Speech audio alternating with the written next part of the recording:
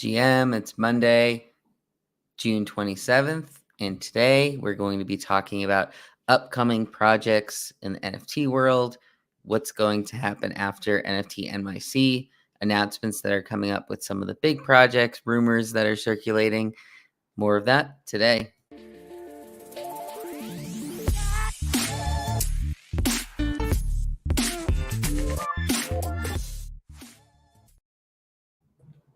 Welcome, Tyler. So today we are going to go over a little of what this past weekend had, and there's things like the Moonrunners that kind of popped off a little bit.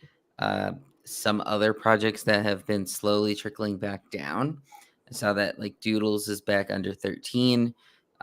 There's some of the other deed has been moving a little bit. We're going to talk a little about that. Moonbirds have some news surrounding them. So how's your weekend? It was good. It was a good summer weekend with the kids and the family. Went to a trampoline park, went to the pool yesterday, so got outside a good amount. Had been enjoying Moonrunners Mania. I caught in not super early, but early-ish on that one, so it's been fun to watch and definitely one of the stories of the weekend. So excited to break down the week ahead. Yeah, I think one of the big stories, as far as I'm concerned, is ETH somewhat has been stabilizing around this $1,200 number.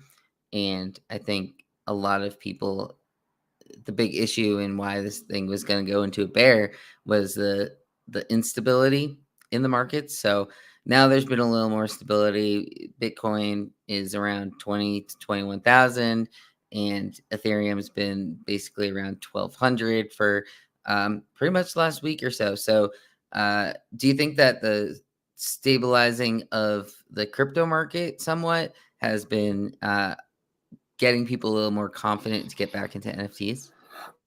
I think it has in the recent past, but now I think we're starting to transition to uneasiness, or we will here soon. Some of the top crypto traders I follow, I actually quoted this in my weekly preview piece, but like GCR, he exited all of his long positions and basically said this is the time to be patient. Mm-hmm. I think there is a lot of expectation, anticipation for another dip ahead. I think a lot of people think a capitulation / dip is coming. They don't know when. And it seems like increasing number of people are on the sidelines. And we were talking about this a little before the show, but there's this recent stat that's been kind of going around the last week that we're at record stablecoin market share percent right now. So I'm just going to show this graph. This is courtesy of JP Morgan.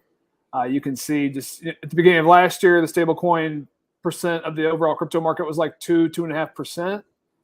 It's been kind of up and down a little bit. And then in 21 here, you see it's surging. It's all the way up at 17% right now. And I think that agrees with the market sentiment. Like anecdotally, to the people I talk about, to who I talk to, a lot of people are just on the sidelines right now. They're out of ETH.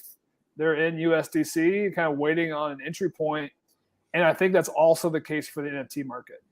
I think we saw kind of a brief NFT NYC related pump in the mid-tier PFPs last week. That pump is now gone. And I think we're back to sidelines for a lot of the traders right now. Yeah, I think a lot of it has to do with just people have moved it off and still haven't found like that signal to bring it back on. But one thing that's really bullish about this is that people are still holding it on chain versus like removing it.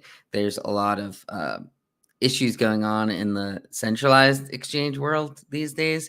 There was that news on Celsius, and obviously Coinbase has had some somewhat weird news recently on like things on transfers and having to give out addresses, and it seems like people are still uncertain as far as what they want to do potentially long term, but even in the short term, I think people are still just unsure of what they want to go about it. So they're kind of waiting for somewhat of a catalyst to direct them as far as like what should I be putting this into next. So That's somewhat what we'll be talking about with these upcoming projects. But do you think that we're still not through this sort of section where the centralized exchanges are still having a lot of uncertainty? Absolutely not through it yet. I mean, we've seen some more fallout now with BlockFi. So FTX is essentially, they put in an offer to bail out BlockFi. Essentially now, Morgan Creek Capital, one of the major investors behind Pompeano, is tied into Morgan Creek. They're trying to do kind of their own competitive bid. But the moral of the story is BlockFi likely cannot meet all of their deposit needs at this point in time. And that's another one that wasn't on our radar 4 weeks ago, right? So I think it would be silly to say there are other dominoes, that all dominoes have fallen, right? Like there definitely are more of these that we don't know about, and more will come out if we see another dip. And a lot of folks still think that we will. And of course, the macro picture in equities, right, is incredibly uneasy. If it doesn't feel like inflation's stopping, oil is still really high, so it's tough to get too bullish here in the near term. Yeah, and John has this question in chat. Any upcoming catalyst that we think could help bring money off the sideline? I think in the crypto markets, everyone is waiting for that ETH dip to like $600, $800 range. And I think, or the capitulation event in general. So I think once that happens, I think there will be a lot of movement back into ETH Bitcoin. No, you said it. One of the bullish pieces of that stablecoin graph is people aren't leaving crypto, right? They're still on chain, they're in USDC, so that they are looking to get back in. So it's not just a total exit, which I think is an optimistic sign. So that's for the crypto markets. For the NFT markets, I think it's much more uncertain right now. These mid-tier PFPs are now like not halfway through their life cycles, but they're getting from new to a little bit more mature in their roadmaps. And I think there's a lot of questions on what they can do next to really drive more buyers. It's likely going to require a combination of a more steady crypto market.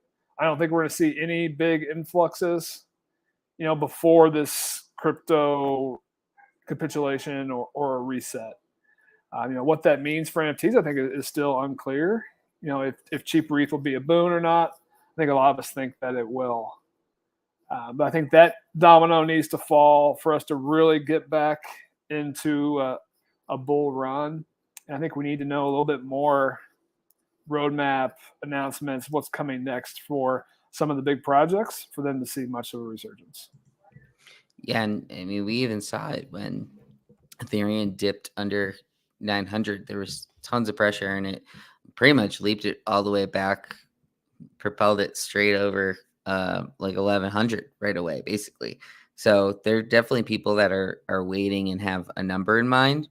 I think that's part of it. Like what we saw when it got into 3-digit ETH, a lot of people jumped on that. So I definitely think that's part of it. There's obviously the macro, like general traditional finance stuff that I think is going to influence a lot of people as far as getting back in as well. So let's look at some of the projects that they've been doing recently. So Other Deed is kind of the big question mark right now. It seems like, where did this pump come from? They're almost at 3 ETH floor, and it's really been over the past, I don't know, 12 hours or so when it's been moving. Other Deed generally is the top volume just because of how many assets are in that collection. But what do you think is going on over there? Do you think it's some sort of insider trading? Will we get an announcement at, let's see, like 9:30 or so at night is usually when they've been doing that? It's hard just to sit here and predict insider trading, but that sure seems to be the case for whenever we see a movement in the Yuga ecosystem, without some blatant explanation. We know that the next milestone for the other side is coming in mid-July. Certainly we're getting closer to that. Maybe folks are kind of jumping on that is the next big milestone that we know about right now after NFT NYC. it's a relatively low entry point, right? What was it before this recent run? Like 2.5 roughly. I mean, if you're buying in the other deeds at 2.5, I think your downside isn't that much. Your downside risk isn't that bad. Like, it hasn't really ever gone below 2, right? Yeah. So you're probably not looking at something that's going to go to 0. Now, what the upside is, I also don't know the upside percentage-wise. Like, I'd be pretty shocked if other deeds run to like 5 ETH anytime soon, just because of 100,000 supply set. But I was surprised at how quickly they ran to 3. So I think now it's a really interesting spot for them if they're able to get much past that 3 ETH barrier without some more concrete news. But yeah, it sure seems like some folks think something is coming and coming soon here, which it's been radio silence. And it's probably not talked about enough. We still know so little about this whole ecosystem. We don't know what the traits mean. We don't really know what the quotas do. Like, there's just so many open questions after we all poured in hundreds of millions of dollars collectively into this project. Yeah, that is what's pretty wild about it, is there's just so little information, but ape holders have drank the juice, and doesn't matter if there's any more information. They're still holding it. They just believe in the team and believe in just the idea that it will work out long term, because everything else in the ecosystem has. Coda floor is around 18.5 now. So I was thinking in that run up, like, Codas make more sense to me if you're trying to make a play on price movement, because we do know there is likely going to be a Coda announcement. I would guess there's a Coda announcement before like an other deed announcement that is actually going to affect pricing, if that makes sense. So, like, as you mentioned, like, how much can price from like a percentage standpoint be affected by some announcement on land? They've already had the sale on land. Like, unless they're announcing you're going to get an airdrop of sorts, that could be what people are buying into. But what type of airdrop at this point can they provide that's going to have more than that half ETH floor that you're buying into? That's currently baked in now after that movement. So at least with Codas, like, if you're buying at 18.5, there's less supply of them. So more likely that it could run to, say, over 20 ETH. So if you're trying to make a play like that, that's what I would think. But we'll see. Like, I think everyone's expecting news. So maybe I wonder after that punk thing if they are recognizing this and potentially push off when they actually give an announcement, if to kind of separate it from when there's a big movement like this. That'll be interesting to see, I think. Yeah, absolutely. I'm sure a ton of planning went into Ape Fest, right? They've had their hands full, but it certainly feels like this is the next one they need to talk about. I think I agree with your position on, if you're from a trading perspective, what's a higher likelihood of a 50% upside, Coda or land? I'm going to say Coda for sure. It's at 18.5 right now. I could absolutely see this floor getting back to 28, with the right announcement. It wouldn't really take that much buy pressure compared to the buy pressure that other side, the other deeds would require to move from 3 to 4.5. So, if you've got that much ETH and you're ready to make a move, that would probably be a better choice. But I don't know. It still feels a little risky to me, even at 18. This is, I guess, we don't know what's coming. We have no idea if this July event is just a demo, if it's a playable game, or something else. Then the X factor is we know another 100,000 plots of land are coming at some point, and we have no idea what that's going to do to the ecosystem.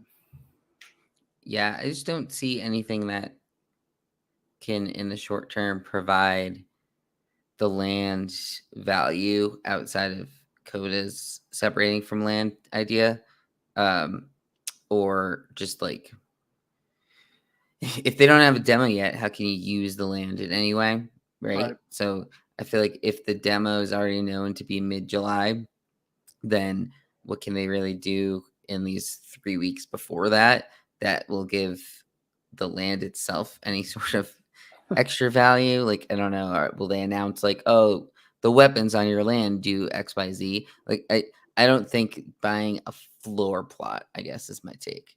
I think if you're looking, try to find something that has like a specific trait that they could announce. Or if you're into the idea of insider trading, see if what people have been buying have share the same trait, things like that. So that's sort of my thought there. We might find something later today if that guess that people have is right. So okay, let's move on to the Moonrunners, because that was the big volume over the weekend. They went from what, 0.2 to 0.7 pretty much, and straight to 0.5 one day, and then haven't really retracted much. So what do you think? What's the thoughts here? Because it's not like we've talked about before on number of listings being low on moving a lot of these projects, and that was one thing that helped Goblin Town early on. But what do you think is sort of the catalyst moving Moonrunners right now? Yeah, Moonrunners is interesting. So I followed the markets fairly closely all weekend. I was around. I wasn't out of town or anything. So I actually saw when this stealth dropped on Friday, and then I saw like Zeneca specifically bought in at 0.02 ETH early Friday afternoon, and that kind of caught my attention, but I didn't move quickly enough, regrettably so. But what did catch my attention, well, the reason I didn't move at first was, it seems in a lot of ways just like kind of a derivative, right? It's like clearly in some ways a derivative of Moonbirds. They have similar like hat and features. It's pixelated. It also looks like Wolfgame. It's kind of like a combination of Wolfgame and Moonbirds, while using some of the Goblin and narrative tactics, right? So they've got the Twitter posts, which are in a different font, which is all the whole new like free mint meta, Tower of Occult, that type of thing that we've seen. And then they did the Twitter Spaces, which was just people like howling, right? Which is, and again, just kind of another copy of what the Goblins' antics have been. So none of that really impressed me. But then people just like kind of kept sticking with it. Zeneca kept backing. I saw that he kept interacting with the post. So that kind of, again, caught my attention.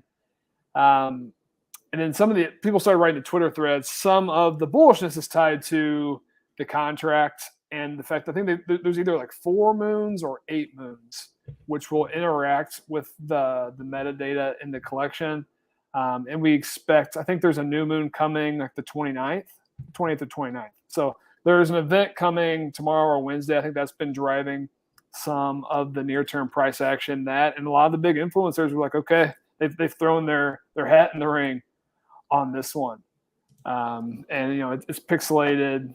It's easy to buy. It's easy to find the rarities, right? Which I guess could be another bullish indicator of some of the highest last sales. I mean, it's always a factor you have to consider when looking at these. What's the highest price people paid? I'm waiting for this to load. So we've seen a 15 sale up top, 3 double-digit sales, and about a dozen over 5 ETH. So decently high top-end sales here. It'll be curious if this one's got legs. I think it benefited somewhat from, there really wasn't much else going on in the ecosystem this weekend. The PFPs are all kind of dead right now, besides Other Deeds, which is running. So there wasn't really a whole lot of additional competition. There will be more competition with new mints this week, which we'll get into later in the show.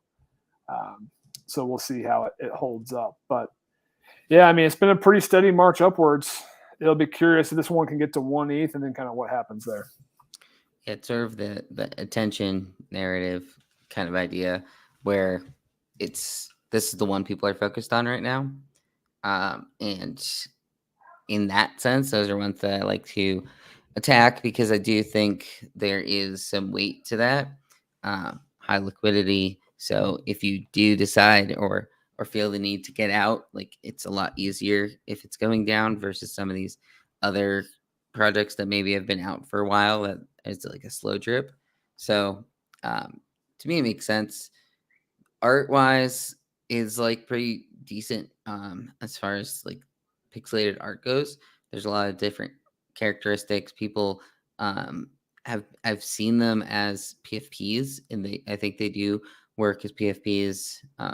The legendaries are pretty much like a separated out very easily, as we mentioned, like for search wise. People know what like more desired versions are, so I think that does help with it. They are trying to build out a little lore to it as well, so we'll see how this continues to move. It's not the weirdest of fonts that we've seen. I can actually still read it when I'm going through, which is a little better. But yeah, it's kind of like there's so many of these at this point. Um, so how far can they go with this whole like howling narrative?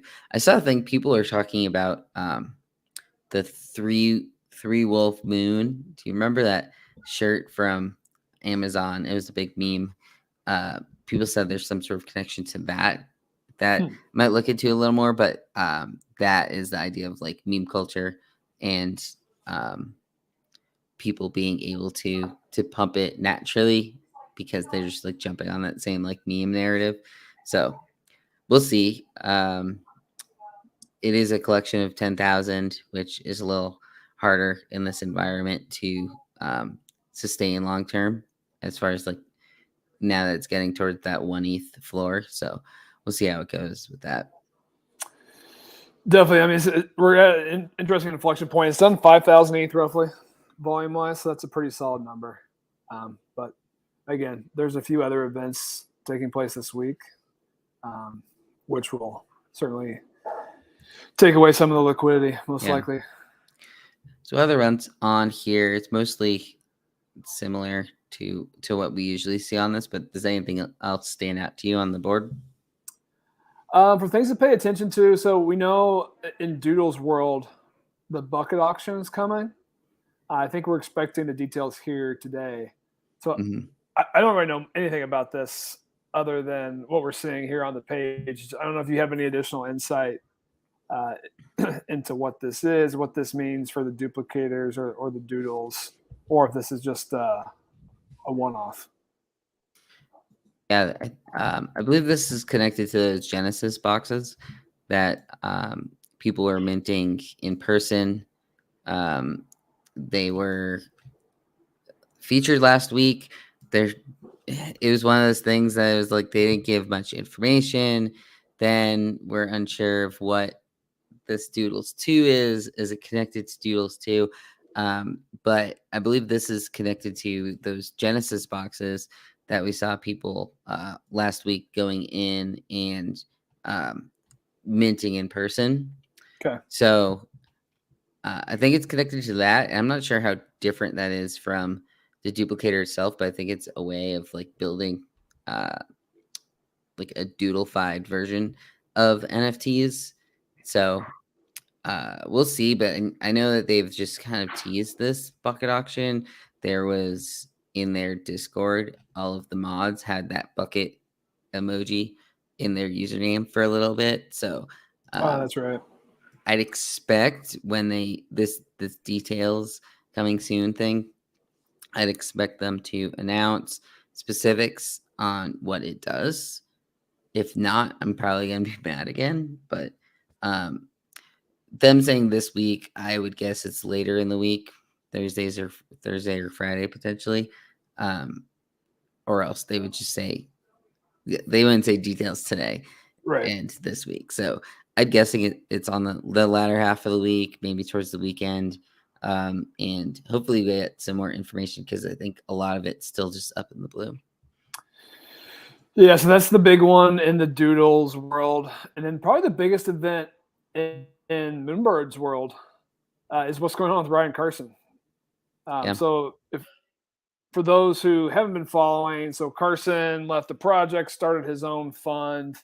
As a part of ramping up that new fund, he is selling off all of his personal NFTs, which included several Moonbirds. And if you haven't seen his collection, check it out.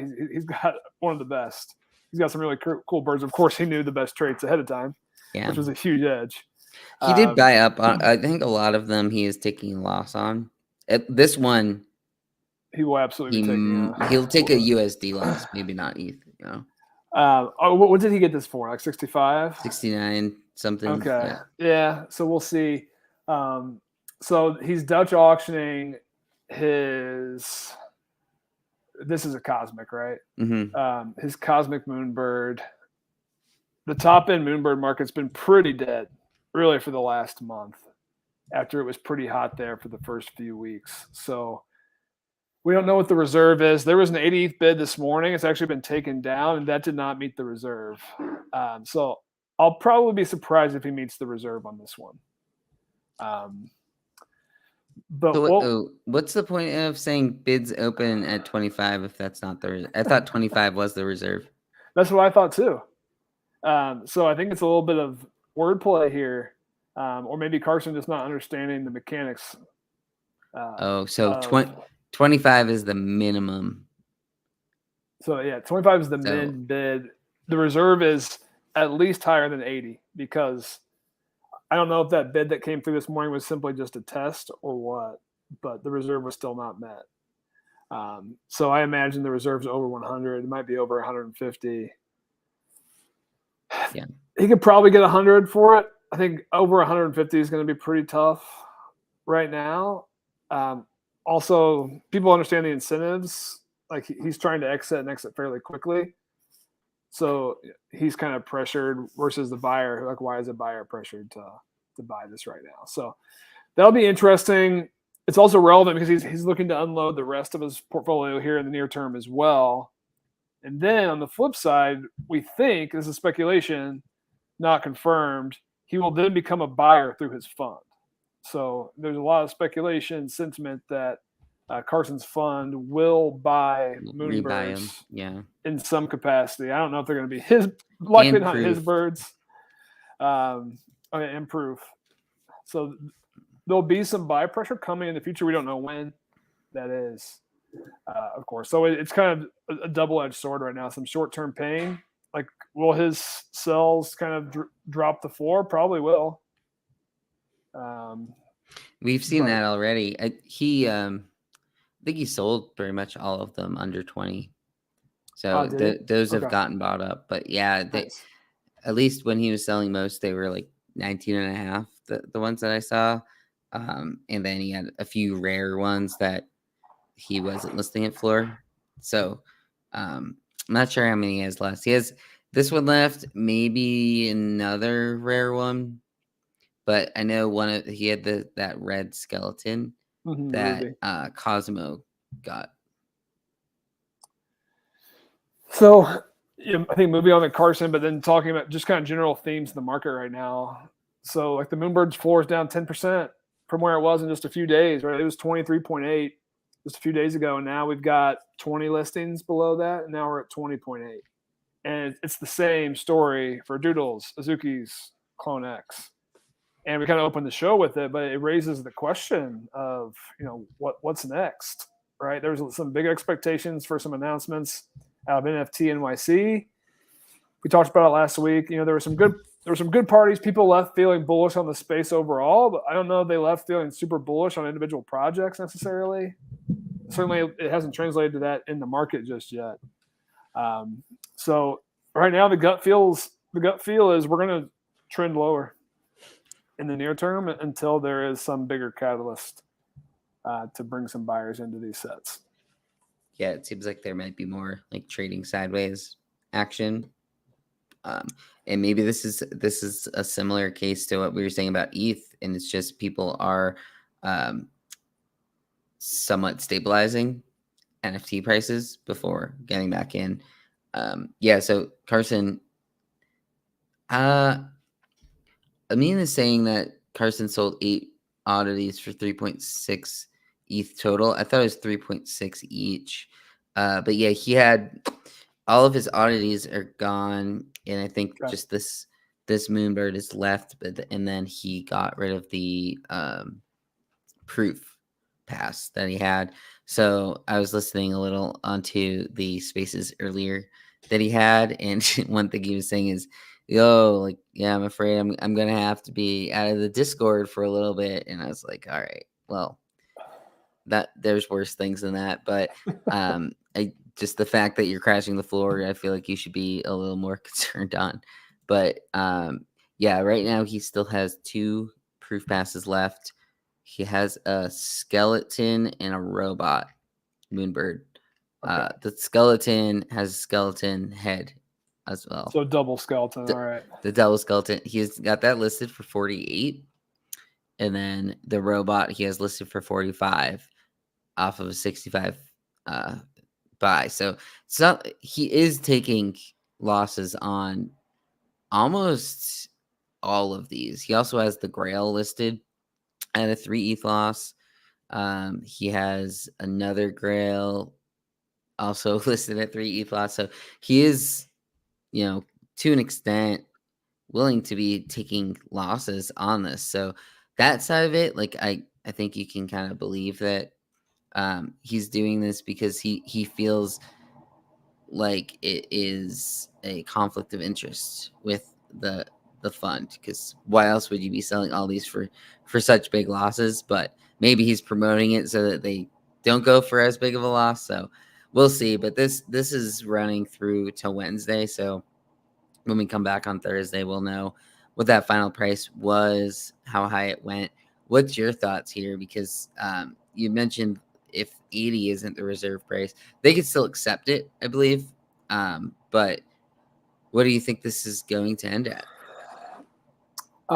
So I think the golds have been trading in the 80 ETH range in the last few weeks, mostly on private market. I could see this one getting 150. That's probably my over-under right now, but I'll be surprised if it gets over 200, which in that heat of the bull market at the top, this one probably gets 300 to 350 or so. I think we saw similar sales in that range at the very peak. But I think there's also a chance that he doesn't sell it and he doesn't get a bid that meets his criteria, and he just has to hold it a little longer. Or, I'll be curious what that what happens in that situation, for his fund. And I certainly get what he's doing. I think the big question will be: is he actually going to buy back in? Is he truly bullish on this project or not? That's because right now all we know is he's selling. We have no idea if he's got plans to buy back in or not. So it's kind of hard to trust this guy after some of his actions. And in the top sale of a Cosmic was 99 ETH, which back then was about 300K. So even if you say this is 100 ETH sale, that's coming in at still only like a third of what the top Cosmic sale was.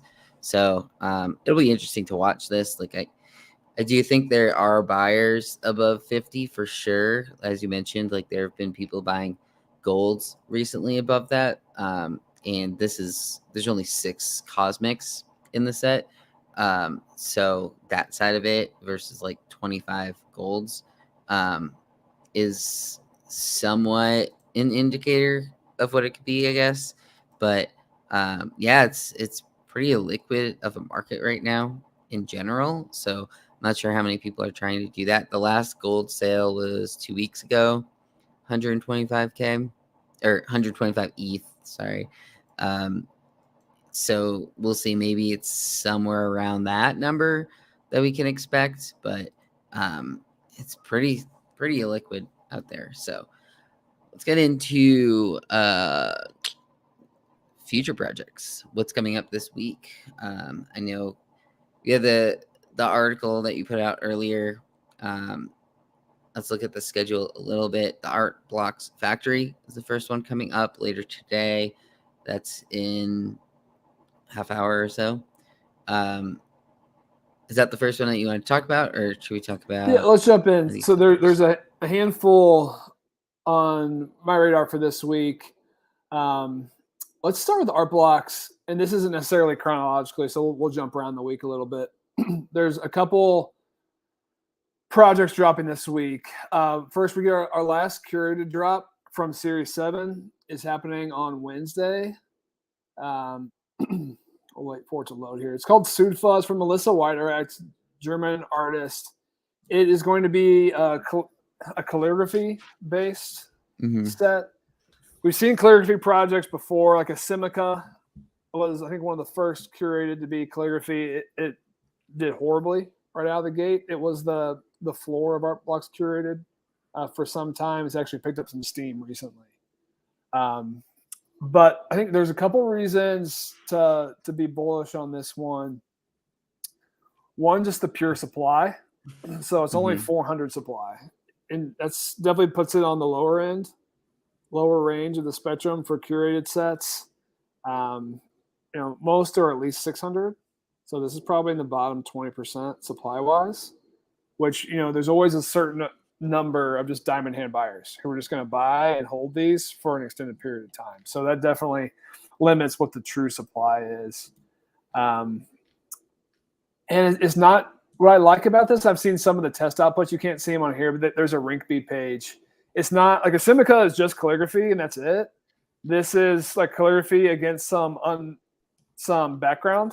Like there's a picture she put on her Twitter. It's got like 4 full moons. So that was a cool backdrop. So there's a second element to this, which gives it, an additional kind of factor of complexity or aesthetics.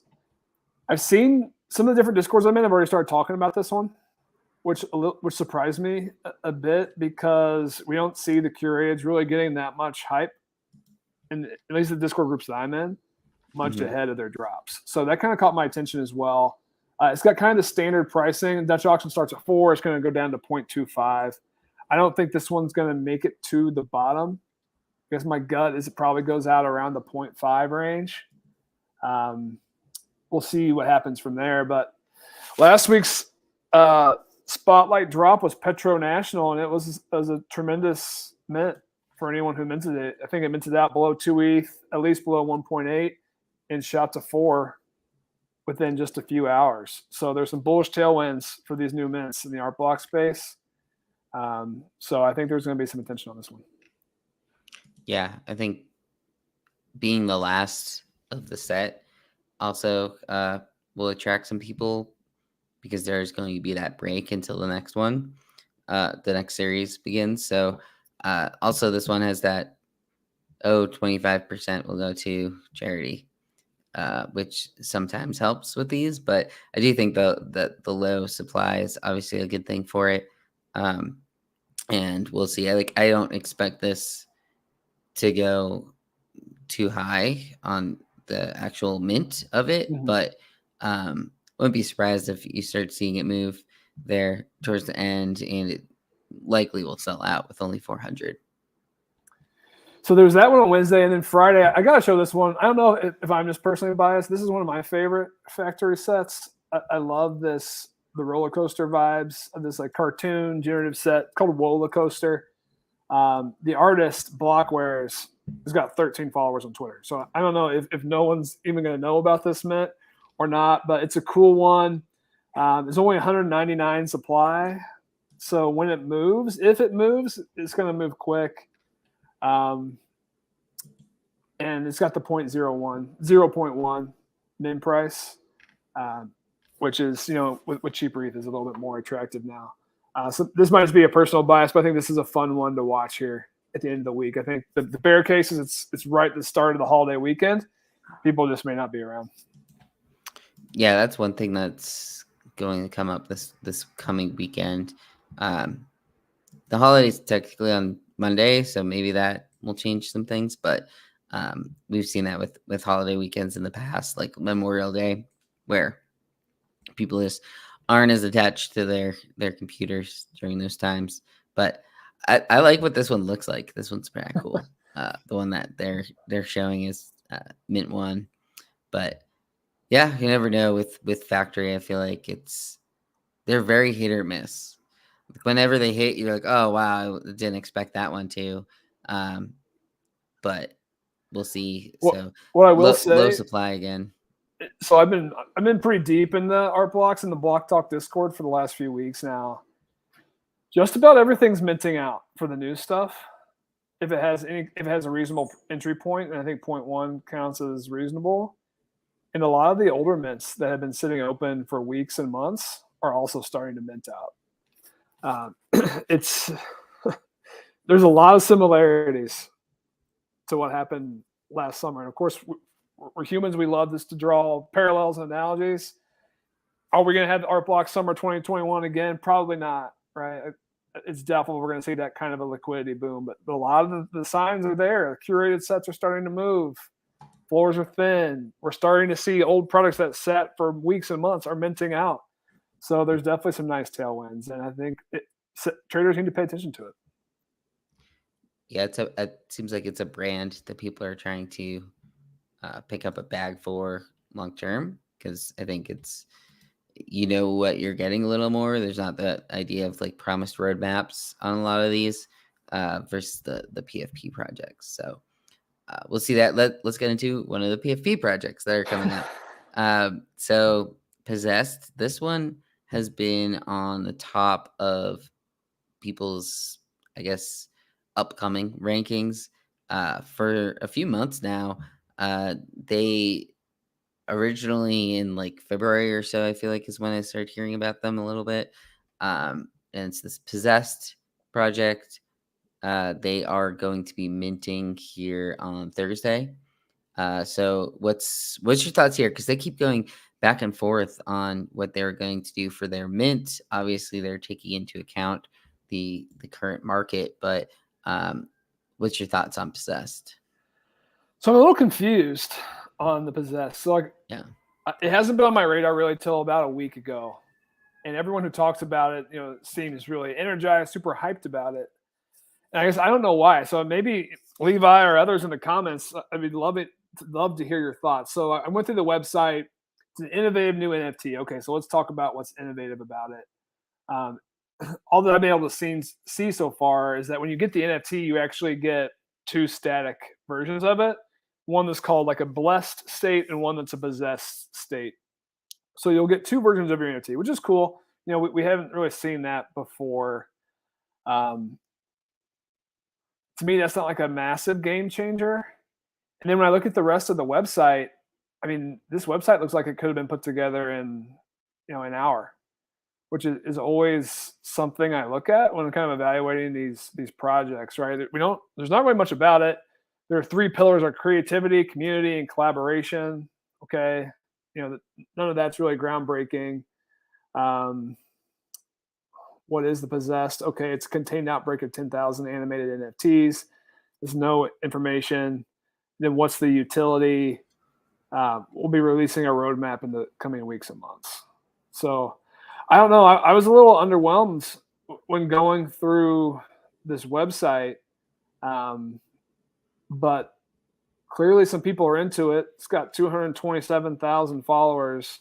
I will say I like the art quite a bit. It is one of the cooler animated PFPs I've seen. But I don't know if that's enough in this market. And also, it's not going to be a cheap mint, right? It's going to be 0.25 for a allow list, I think, and 0.35. Trying to find those details. I think it's something along those lines. We have it here in the. Let's look for that. Yeah, this one is. Yeah, here we are. I just feel like, when people post it's that chart with the rows, and it's like SA, the tiers, and I just keep seeing this one up there, and it's similar to what you're saying is like, I wasn't really sure why. They're doing a raffle. They are pretty much, it's similar to these other hyped projects where there's enough demand and there's probably enough people that will tell you it's worth minting if you hit the raffle. But yeah, 0.25 is hard in this economy for a 10K PFP project. So it's cool that you can have the blessed and obsessed versions of them. And I would guess with the hype that it is, like some of the higher end ones, you might get some decent sales to them. But it's hard in this market for any projects. I mean, even with what we were just saying with Moonbirds, like the high end stuff, like the rare lottos haven't really been working out as much as they had in the past. So we'll see on that side of it. But yeah, I don't know. I This think it'll one I'll be. definitely be watching. I think it's a fine mint, most likely, probably a profitable mint. Now, for those who want to act early on secondary, I think it's a little bit more of a risk. So, might be one to kind of watch, monitor a little bit, maybe learn a little bit more about their plans. Or like if you just really like the art, want to make it your PFP, well, of course.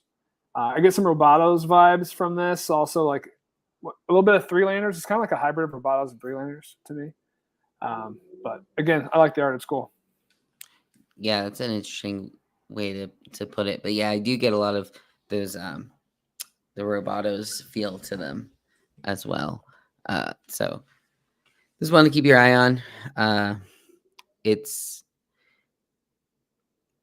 what's that now? It's like $400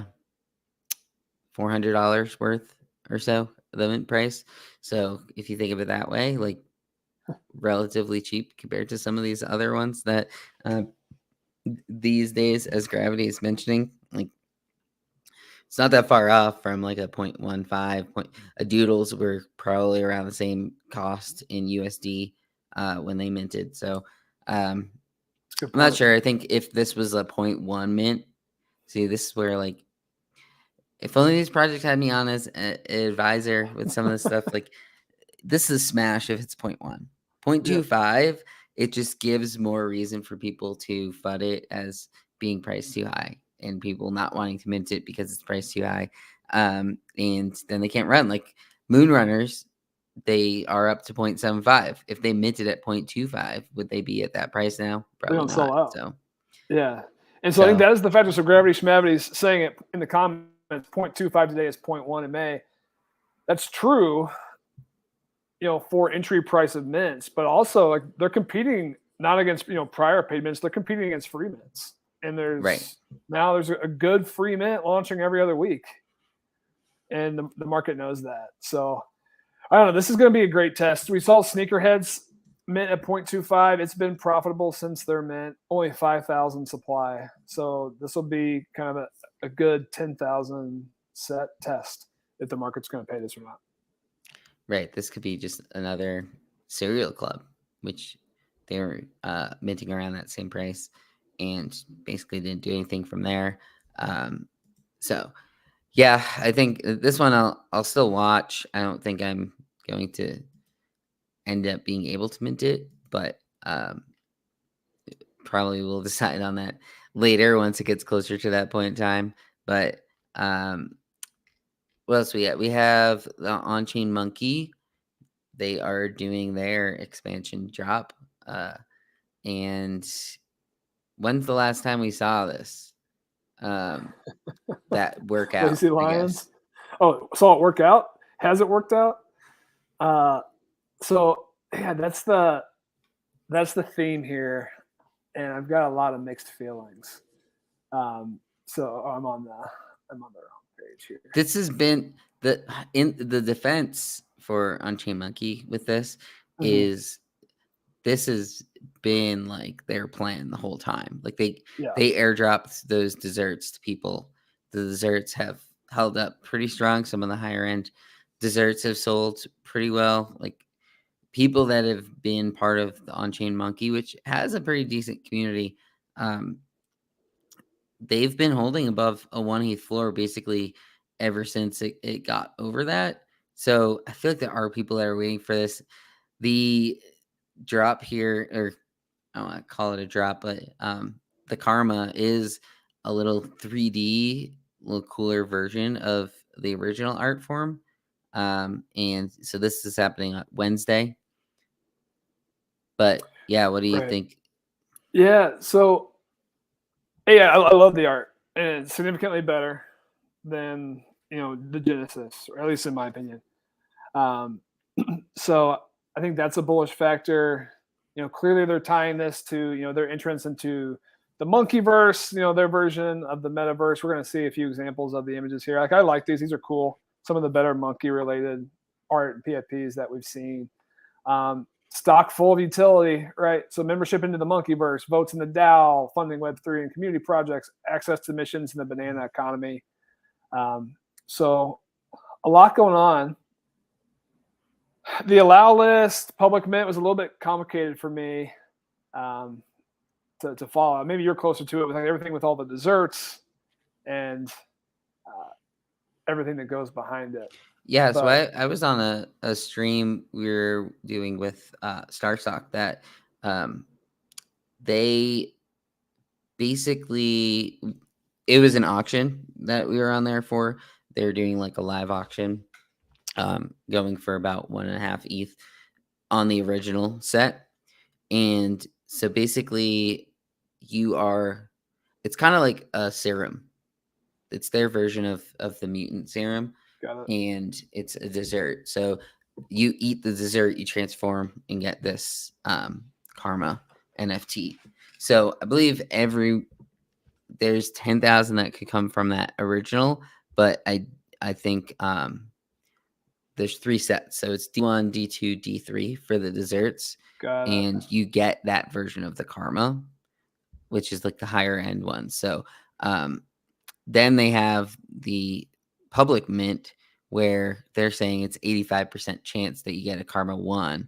So you pretty much, if you have an on-chain monkey, you have a higher rare chance, which is pretty cool. Like I'm pretty sure, based on what this is saying here as well, like I'm pretty sure if you have the karma 3, which is the rarest, you automatically get the dessert 3. But imagine if you had one of these dessert 2s you paid up for, and then you ended up getting a karma 1. That'd be kind of lame, I guess. So I think what they're doing here is everyone's going to have that same at 55% chance, they're saying, for dessert 1 versus 85% chance for the public. So I wonder if you'll be able to buy from the Genesis. I don't think so. Based on looking at how this is broken out, it makes it sound like to me that the Genesis holders, it's like predetermined, and the public is going to be predetermined. Might be like Agree. like a instant reveal with it. That's what it feels like. I mean, I guess my other reaction to this is almost a carbon copy of what Yuga did with the mutants, right? Yeah. It's almost the exact same distribution too. Like they're down to the number of M3s, the percentage of M2s. So I don't know, not much innovation or newness there. They're kind of just copying a concept and changing some terms. So I think that's a concern for me. I think the other concern is just the price point, right? So we're going to introduce 20,000 new supply into an ecosystem that's holding a 1.75, now 1.6 ETH floor. So again, what's the ratio of mutants to Bored Apes right now? 5-1, 4-1? Yeah, 5-1. It's around 4. Yeah. So divide 1.75 by 5. We're talking about 0.35. So I don't know if this mints out, right? Unless the rare lotto is good enough. If these karma 3s are maybe worth it. I think there's some risk here. You know, we've seen how brutal this went for some of those other products. We tried this a month ago, right? And there's less liquidity in the market now than there was then. So like Lazy Lions blew theirs up. They had to cut the supply to 2,000 or something. There was a few others. Do you remember, Lou? I think it's 4. I think they got to like 4 or 5,000. Karafuru sold theirs out. Karafuru went smoothly, but then it basically like crashed after. And then Forgotten Rune the Warriors. Warriors didn't sell out, but they did, like, if you bought one, you got one for free. So it ended up being like 0.3 each, which they've actually held up all right. They're still like the OG set. But yeah, like Ghost of Greta Odin is saying, like a lot of these projects, basically it's almost like you want to sell the original ones here. They are, in a sense, telling people like, oh, you have a better chance at a rare one. But one thing we always talk about is like, I don't know, Desert 2, just it's going to come with it's going to be more illiquid. Like, what's the demand for a Desert 2 out of 20,000 secondary set in this case? So people are going to question if it's even worth that rare lotto outside of the one of 20.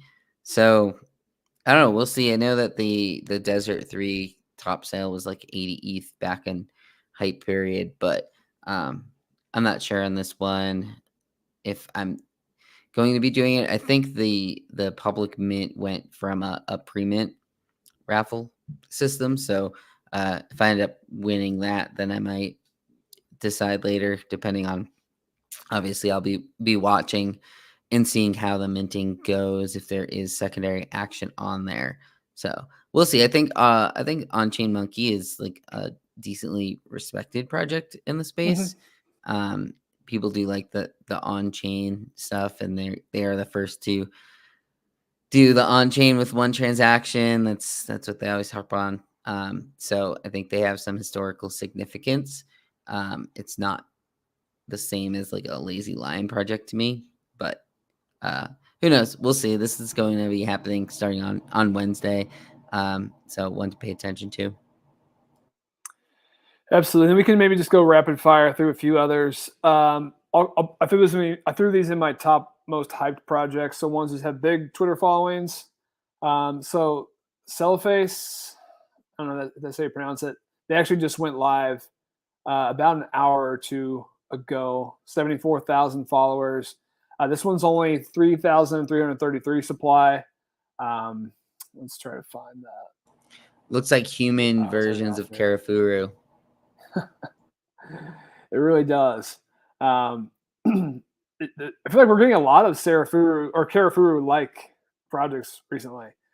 So that's a downside for this one. Let's refresh. See, so right out of the gate, this one was trending below mint. Okay, so it looks like it's back over mint price. So it was 0.099 ETH in the pre-sale. It's going to be 0.12 for the public. So over 60% minted here. So it's got a shot to mint out, but overall, I don't really know necessarily what the upside is for this one. There's not a whole lot of information on the project website or anything really about what this one is. So this is minting right now. I think the biggest is like this Gridcraft / Llamascape. And I don't know if Lou, if you followed these two or not, but apparently these two made the decision to combine forces and merged recently. Yeah, NFT Llama is a pretty big name in NFTs. They have an alpha Discord. NFT Llama has like 200,000 followers. I think that's what this is connected to, right? For the Llamascape. So that would make more sense. So this one's got a built-in huge following. You know, Llamascape's got 180,000, and the Gridcraft's got 110,000 on its own. So this one is coming. They pushed the mint out to tomorrow. I think they had a last-second delay here. Yeah, they delayed it. But see, just some basic info. It's going to be 0.3 ETH. Mint price is 9,800 of these total. So again, a more expensive mint. It's in that Minecraft, style world. There's going to be 4 different species: humans, apes, zombies, aliens. There's tokenomics. You can earn this bits token. You can use it to buy land. You can use it to build your own world, compete PvP events, and you can shop for things on the marketplace.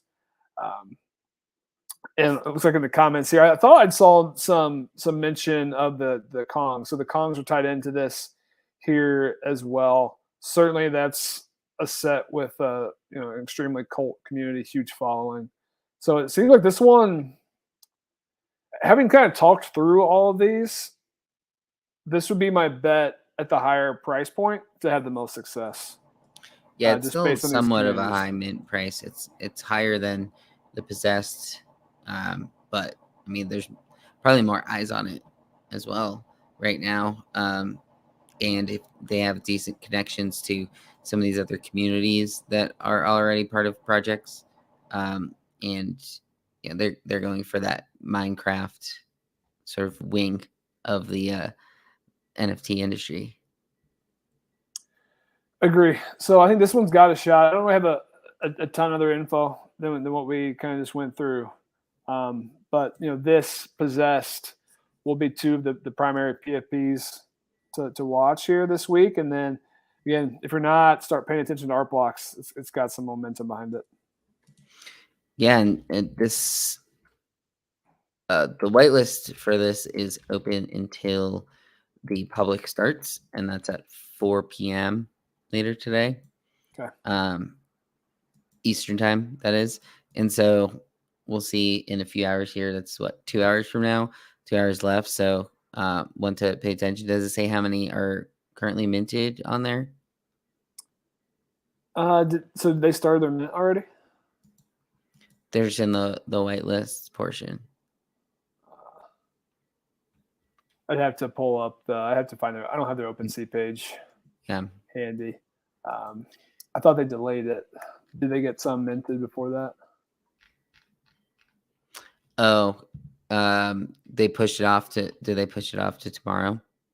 Yeah, I think the whole thing got pushed to tomorrow. Oh, okay. Yeah, so then they had some issues apparently with their. We'll see it tomorrow. Oh yeah. So they are going to push it to 9 a.m.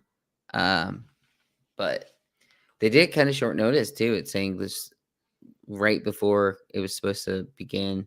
They pushed it off, but they want to, ensure that they're doing things right, which it's generally better than launching and then stuff going wrong during it. So at least they're conscious of that in order to redo this. So tomorrow we'll be paying attention to this as well.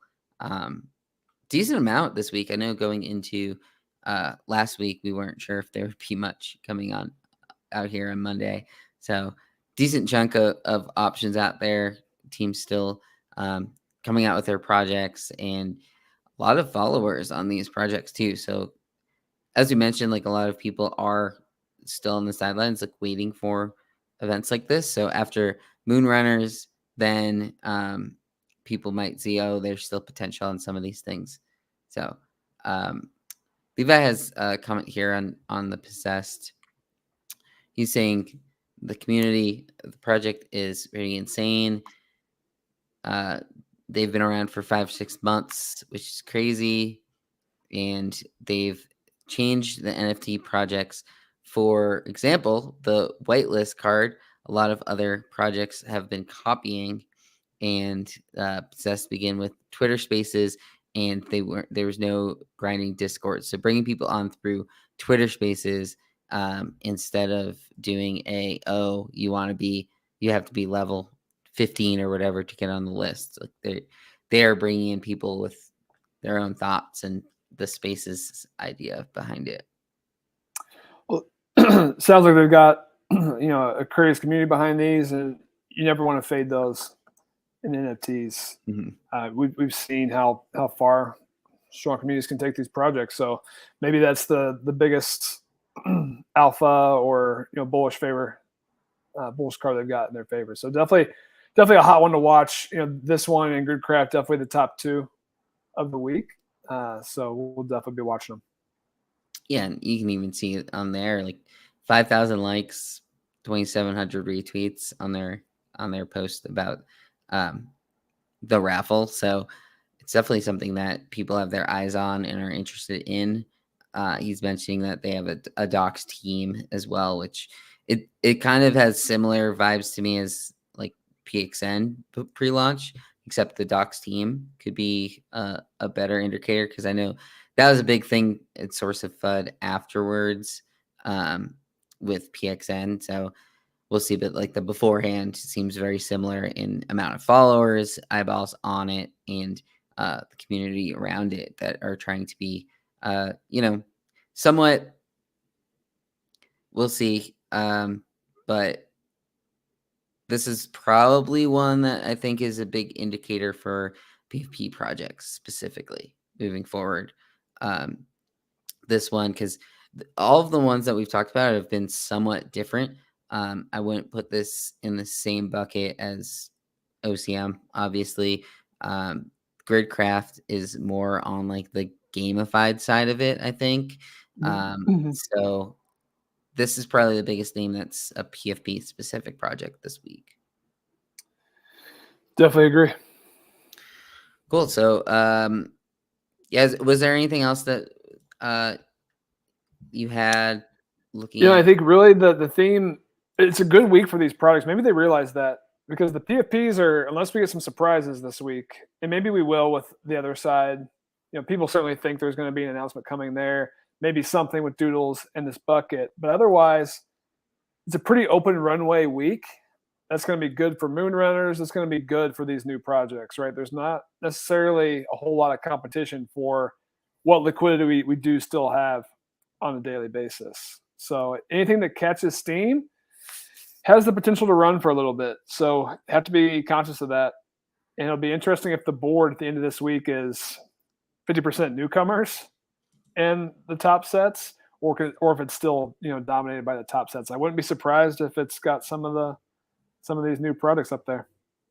Yeah, there's just not a ton of liquidity right now in the higher end projects, so it's somewhat surprising that they're still like leading in that case. But now that people are back from NYC, people are able to be like deep into NFTs again and like watching the market and watching something like Moonrunners, like the Medium Board article that Logie shares. That was kind of me last week. I got back from NYC and was like, all right, it was kind of like a full reset, right? And I wasn't trying to watch too many things. I avoided the Moonrunners because it just you're kind of like off your game in a sense. So now I think people are going to settle back in. A lot of those people got COVID, which I don't know if that's bullish or not, but they're probably home bored and want to do something like that as well. So that was the other big thing that came out of NYC is a lot of people getting COVID. So It's the I POAP, wasn't one of them, but the yeah. POAP of NFT NYC Yeah, I wouldn't 2022. be surprised if we see some projects pop up like that. Because that's just what people like to do in this space. So we'll be back on Wednesday. We might try to do another one of those Twitter spaces throughout the week. So make sure you're following Lucky NFT News for that, because that's where we'll be hosting those moving forward. And yeah, besides that, we'll be back here on Thursday to go over how these things went that we talked about today, which ones hopefully were successes, how the whole market is doing in general. So see you guys then.